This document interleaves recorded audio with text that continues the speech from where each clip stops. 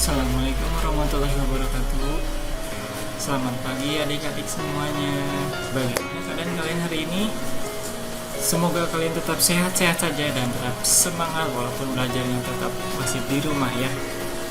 Selamat berjumpa dengan Bapak Arifin Saputra dalam layanan hari ini, yaitu bimbingan klasikal dengan materi pemahaman diri atau mengenal diri sendiri. Tujuannya yaitu memahami diri sendiri, lalu menerima perkembangan fisik dan psikis awal remaja, serta dapat hidup penuh percaya diri.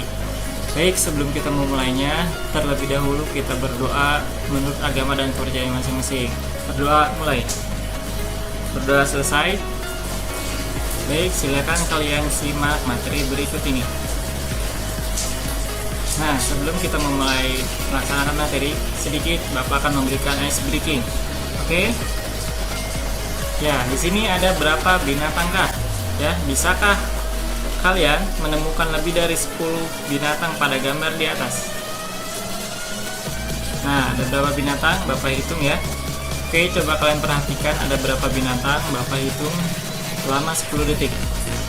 1 2 3 4 5 6 7, ayo 8 9 10. Oke, baiklah. Selesai. Jawabannya adalah ada 11 binatang ya. Coba kalian perhatikan ya yang dilingkari. Baik, kita mulai materinya. Persepsi. Banyak orang dengan mudah mengenali orang lain, tetapi tidak berhasil mengenali dirinya sendiri. Mengenali diri sendiri tidak semudah mengenali orang lain. Oleh karena itu, siapapun sedemikian mudah menemukan kesalahan orang lain, tetapi tidak gampang melihat kesalahan diri sendiri. Akibatnya, banyak orang menganggap bahwa orang lain selalu salah, kurang, dan tidak ada benarnya. Begitu pula sebaliknya, dirinya selalu dianggap paling benar. Semakin kita mampu mengenali diri kita sendiri, maka akan semakin dalam untuk menyayangi dirinya sendiri. Dengan mengenal diri sendiri, seseorang mengetahui apa yang mesti jadi tujuan hidupnya. Ia menyadari kemampuan dan bakat-bakatnya serta tahu bagaimana menggunakannya demi mencapai tujuan tersebut. Oke, di sini ada teori Johari Window. Jendela pertama berwarna merah yaitu jendela terbuka, artinya diri terbuka, diketahui diri sendiri dan orang lain. Yang kedua, jendela berwarna kuning, jendela tertutup, diri buta, tidak diketahui diri sendiri tapi diketahui orang lain. Ketiga, jendela ketiga berwarna hijau, jendela buta, diri tersembunyi atau rahasia, diketahui diri sendiri tapi tidak diketahui orang lain. Jendela yang terakhir yaitu jendela berwarna biru, jendela gelap atau diri gelap, tidak diketahui diri sendiri maupun orang lain. Misteri. Nah, di sini ada konsep Johari Window atau jendela Johari yang menggambarkan pengenalan diri. Kita ada 4 jendela seperti yang tadi ya. Yang pertama, jendela terbuka, yaitu hal-hal yang kita tahu tentang diri sendiri tapi orang lain pun tahu. Misalnya keadaan fisik, profesi, asal daerah, dan lain-lain. Yang kedua, jendela tertutup, yaitu hal-hal mengenai diri kita yang kita tahu tapi orang lain tidak tahu. Misalnya isi perasaan, pendapat, kebiasaan tidur, dan sebagainya. Yang ketiga, jendela buta, yaitu hal-hal yang kita tidak tahu tentang diri sendiri tapi orang lain tahu. Misalnya hal-hal yang bernilai positif dan negatif pada diri kita.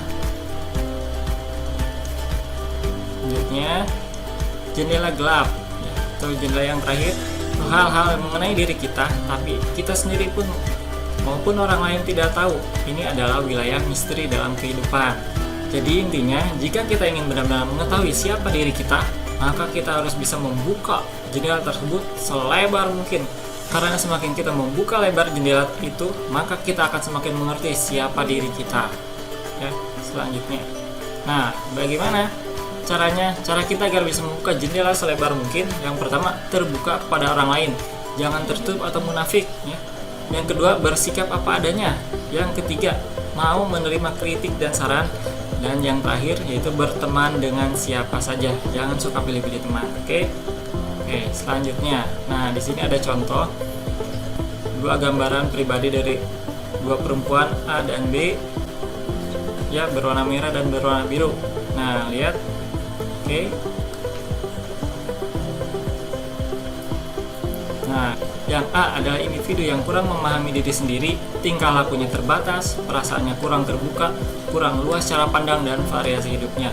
Yang B yaitu adalah individu yang terbuka terhadap dunia sekelilingnya, potensi diri disadari, perasaan dan pikirannya terbuka untuk pengalaman-pengalaman hidup yang menyedihkan dan menyenangkan, pekerjaan dan sebagainya. Ia lebih spontan dan bersikap jujur dan apa adanya pada orang lain. Selanjutnya, nah ini dia aspek individu. Yang pertama, aspek fisik, seluruh anggota badan individu termasuk bagian-bagiannya. Yang kedua, aspek psikis adalah yang berhubungan dengan kondisi kejiwaan individu. Yang ketiga adalah aspek minat. Minat adalah rasa tertarik yang kuat terhadap objek sesuatu. Yang keempat, aspek bakat. Bakat adalah kemampuan yang dibawa oleh seseorang sejak lahir dan bersifat menurun atau genetik. Yang kelima, aspek cita-cita. Cita-cita adalah gambaran diri yang ada pada diri seseorang. Ada yang menyebut potret diri seseorang, ya. Yang keenam, aspek kebutuhan-kebutuhan pokok. Hal ini penting juga untuk dipahami individu. Kebutuhan-kebutuhan pokok seperti apa yang diinginkan dalam menjalani kehidupan ini. Yang terakhir, aspek gaya hidup. Gaya hidup yang diinginkan oleh masing-masing orang berbeda antara satu dengan yang lainnya. Oke, selanjutnya. Oke, terima kasih.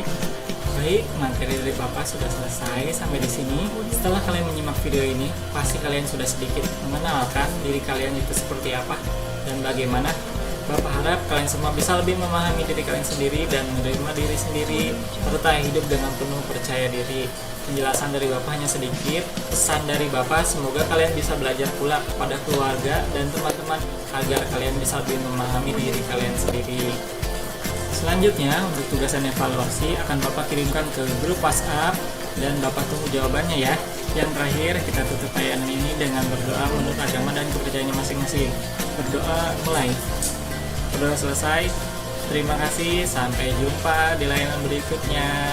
Assalamualaikum warahmatullahi wabarakatuh.